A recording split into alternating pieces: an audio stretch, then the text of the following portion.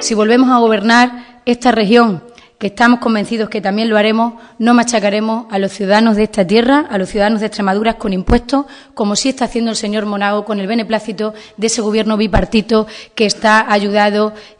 por la formación Izquierda Unida, que han puesto en marcha no solo el copago de los medicamentos, que tendrán que explicar, porque ahora en enero no sabemos todavía cómo van a devolverle a los pensionistas de Extremadura que llevan 6 meses consecutivos pagando los medicamentos en nuestra región. Es el mismo Gobierno bipartito el que aprobó y puso en marcha la tasa Monago del agua y ahora decide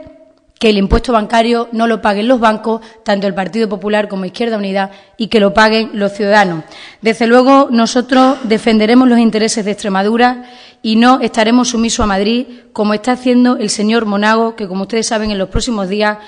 estamos jugándonos en nuestra región la caída de ingresos muy importantes, como los 93 millones de euros a las eléctricas o los 240 millones del impuesto bancario, que aunque se habla de una compensación, ya hemos dicho, y así lo dijo el secretario general de los socialistas, no nos fiamos ni un pelo de las compensaciones y lo que le pedimos al señor Monago es que defienda los intereses de Extremadura.